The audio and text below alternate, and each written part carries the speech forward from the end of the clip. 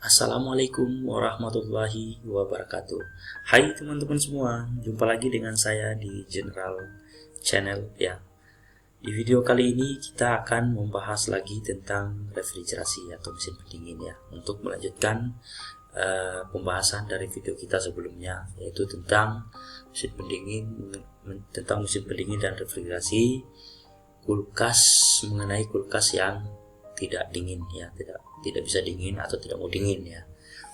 Oke.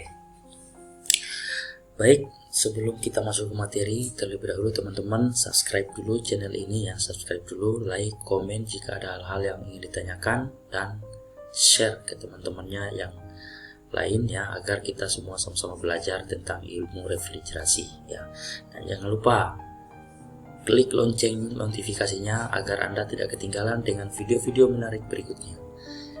Oke, baik, kita langsung saja ya masuk ke materinya, materi yang akan kita bahas pada malam hari ini ya, yaitu kupas tuntas masalah kulkas tidak dingin ya oleh saya sendiri. Dengan faktor-faktor utama penyebab kulkas tidak dingin beserta solusinya atau solusi penyelesaiannya ya. Rusaknya unit kulkas di rumah umumnya termasuk dalam kategori permasalahan paling tidak menyenangkan bagi para pemilik hunian.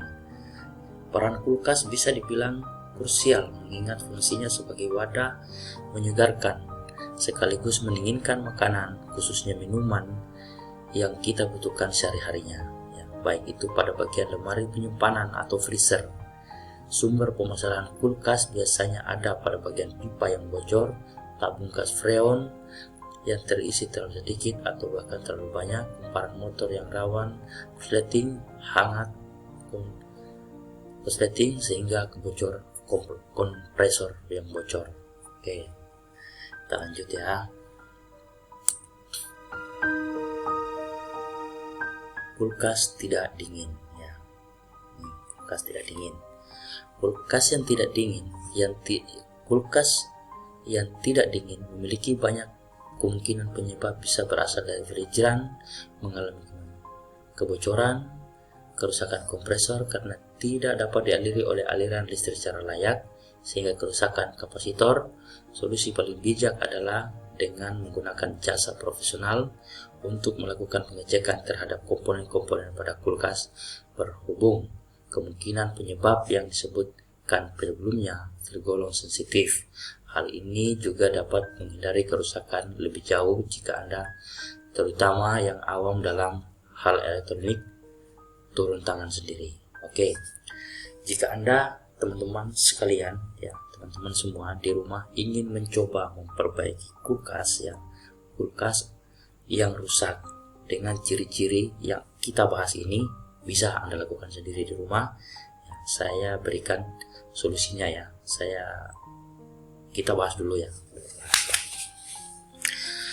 Yang pertama itu terjadinya kebocoran ya, kebocoran pada pipa, baik itu pada pipa sirkulasi, pada pipa rangkaian atau pada pada evaporator ya. Terus yang kedua, kerusakan kompresor ya, kompresor. Yang ketiga itu adalah kerusakan kapasitor. Yang keempat adalah rusaknya overload atau relay. Yang kelima adalah buntunya filter dan pipa kapiler. Freon terlalu sedikit ya, atau selanjutnya freon terlalu banyak.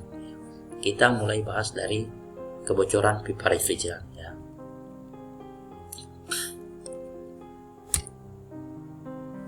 Nah, ini dia kebocoran pipa refrigeran ya. Untuk mengecek pipa yang bocor pada refrigeran pada rangkaian kita cek menggunakan sabun. Jika di dalam rangkaian refrigeran itu masih ada tekanan, kita bisa menggunakan busa sabun atau busa cuci piring Sunlight. Kita bisa menggunakan busanya untuk mengolesi semua bagian-bagian pipa yang dialiri refrigeran. Itu kita bisa usap dengan menggunakan busa sabun, sehingga jika ada terjadi kebocoran maka akan terlihat gelembung-gelembung udara di dalam pada permukaan pipa tersebut ya. Dan jika kerusakan itu atau kebocoran itu terdapat pada kondensor pada evaparator ya, evaparator itu bisa kita mengelasnya jika bocornya tidak terlalu besar ya. Kita mengelasnya dengan aluminium ya, dengan aluminium juga bisa. Terus kita juga bisa ngelem ya, bisa dilem. Ada yang dijual juga, ada disiapkan ya di toko penjualan spare part mesin pendingin ya, ada lem untuk evaparator kulkas.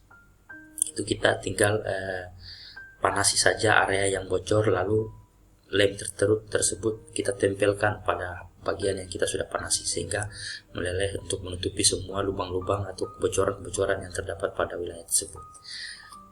Terus selanjutnya, apabila evaparator itu tidak bisa diperbaiki lagi, maka kita bisa ganti sesuai dengan pada gambar ini.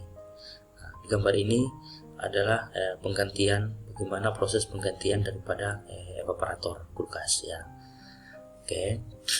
Selanjutnya adalah kompresor ya, kompresor. Nah, untuk mengecek kompresor yang bermasalah ya,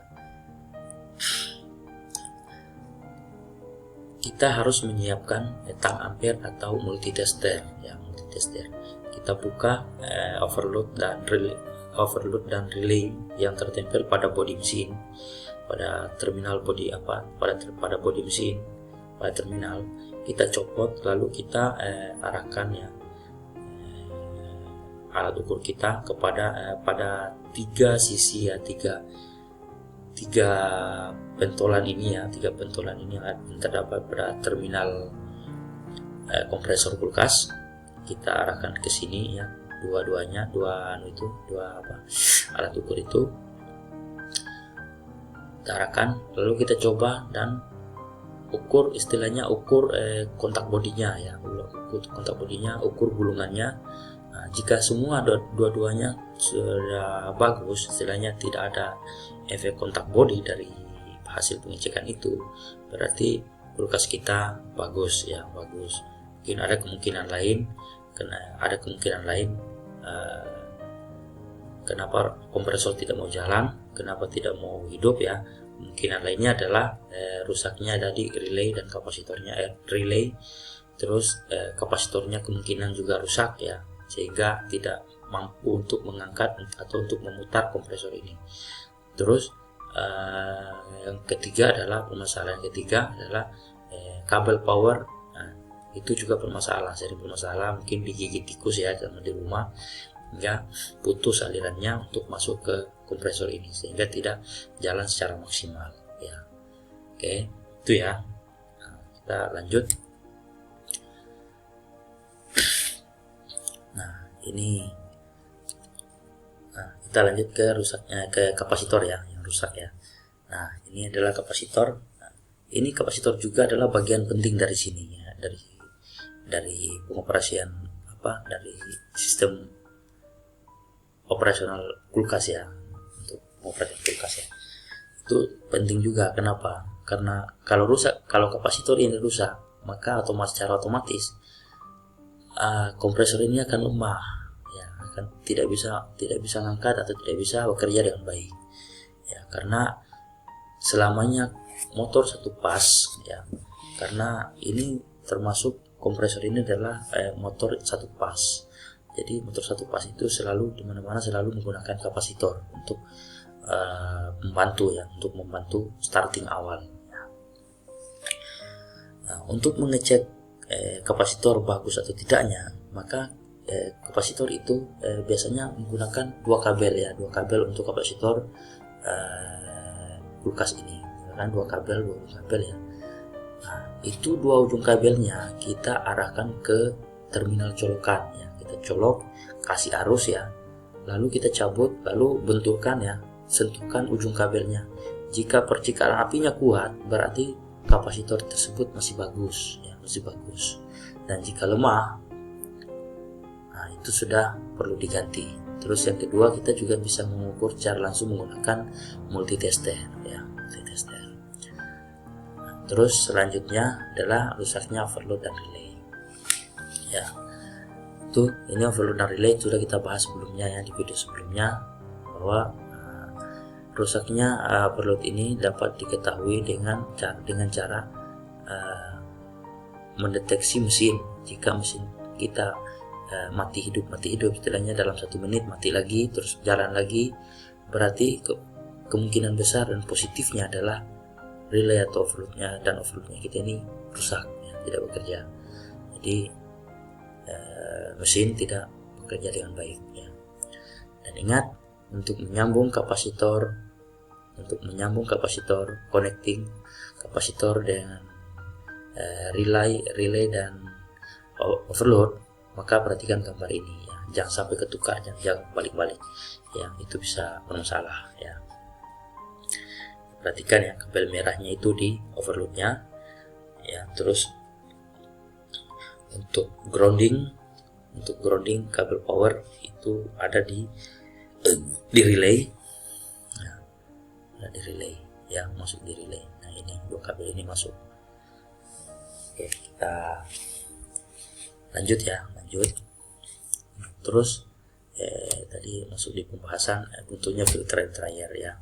Nah, ini adalah gambar pergantian ya, untuk mengganti filter dan pipa kapiler. Ini buntunya pipa kapiler, buntunya filter dan pipa kapiler ini biasanya pada kulkas yang habis pindahan ya, dari tempat lain, misalkan orang pindahan rumah, itu biasanya kulkasnya dia tidak perhatikan ya, cara mengangkatnya dia biasanya miringkan, dibaringkan, itu bisa terpengaruh ya, bisa berakibat fatal buat kulkas kita. Karena kenapa? Kalau kulkas itu kita miringkan, olinya akan masuk ke rangkaian perpipaan sistem refrigerasi, di mana ketika kita mencolok ya atau menghidupkan kembali kulkas ini, maka pipa yang masuk, oli yang masuk yang keluar melalui pipa itu akan ikut tertekan oleh kompresor ke rangkaian, sehingga masuk ke dalam filter ini dan masuk ke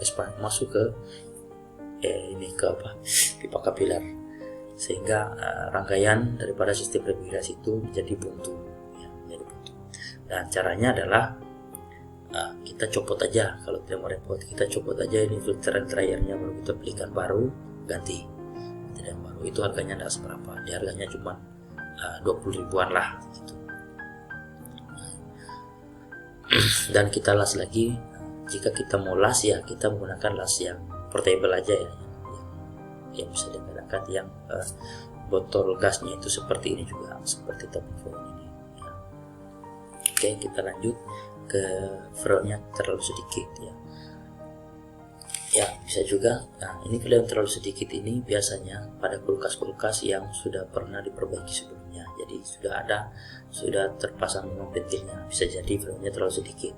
Tapi kalau memang masih dari toko, itu nggak akan kurang karena memang sudah seperti itu ya ukurannya.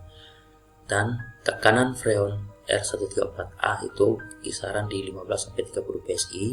Jika agak ragu, kita bisa menggunakan tang ampere ya, maka sesuaikan dengan flat name yang ada pada kulkas Anda masing-masing ya. Terus freonnya terlalu banyak biasanya itu terpengaruh pada mesin terlalu panas ya, mesin panas berlebihan. Terus evaporatornya tidak berbunga, tidak ada bunga sama sekali, dia hanya berkeringat ya. Dia akan tetap seperti itu selamanya jika kita tidak mengurangi freonnya. Lanjut. Oke, itu saja, terima kasih. Sekian dan terima kasih. Jika ada teman-teman yang kurang paham ya dengan penjelasan ini, bisa langsung komen di video ini, kita akan bahas langsung sama-sama. Terima kasih. Sekian dan terima kasih. Assalamualaikum warahmatullahi wabarakatuh.